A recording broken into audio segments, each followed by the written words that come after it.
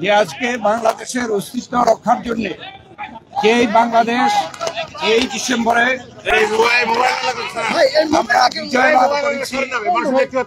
লাখো শহীদের রক্তের বিনিময়ে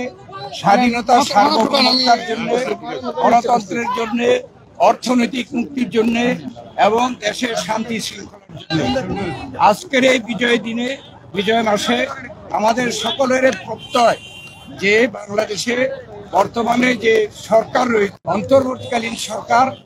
এই সরকার প্রতিষ্ঠিত হয়েছে, তাদের দায়িত্ব এই দেশে স্বাধীনতা সার্বভৌমত্ব রক্ষা করা, গণতন্ত্র প্রতিষ্ঠা করা এবং আমাদের দেশের বিরুদ্ধে যে গত পতিত সরকার আজকে বিদেশে গিয়ে ষড়যন্ত্র করছে এবং বিদেশের যে সকল দেশ সেই পতিত সরকারের, ফ্যাসিস্ট সরকারের সহযোগিতা করছে, তাদের বিরুদ্ধে সকলে কিন্তু ঐক্যমত প্রকাশ করেছে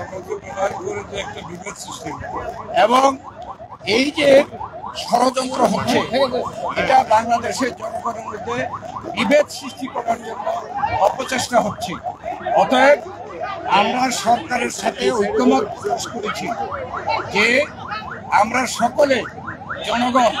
যেমনিভাবে জুলাই আগস্টে এই ফ্যাসিস্ট সরকারকে বিদায় করা হয়েছে, তাদের এবং তাদেরকে যারা সহযোগিতা করছে তাদের ষড়যন্ত্রকে সেইভাবেই এদেশের সকলে এই ষড়যন্ত্রকে আমরা সকলে মোকাবিলা করব, এই প্রত্যাশা আমরা সকলে ব্যক্ত করছি। এবং মাননীয় প্রধান উপদেষ্টা বলেছেন জাতীয় ঐক্য সৃষ্টি করার জন্যে তিনি যথাযথ পদক্ষেপ গ্রহণ করবেন। আজকে রাজনৈতিক দলগুলো যারা আমরা উপস্থিত ছিলাম তারা সকলেই জাতীয় একটি ঐক্য প্রতিষ্ঠার জন্য আমরা একমত হয়েছি। নির্বাচন নিয়ে কিছু বলেছেন আপনারা? আমরা নির্বাচন সম্পর্কেও বলেছি যে এই সরকার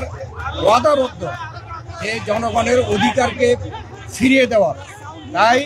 আমরা বলেছি যে অতি দ্রুত সংস্কার সাধন করে নির্বাচনের জন্য একটি রোডম্যাপ দেওয়া, যাতে করে জনগণ একটি রোডম্যাপ পেলে নির্বাচনমুখী হয়ে গেলে যে সকল ষড়যন্ত্র এখন আপনারা দেখতে পাচ্ছেন আর কেউ করতে সাহস পাচ্ছে না। ধন্যবাদ।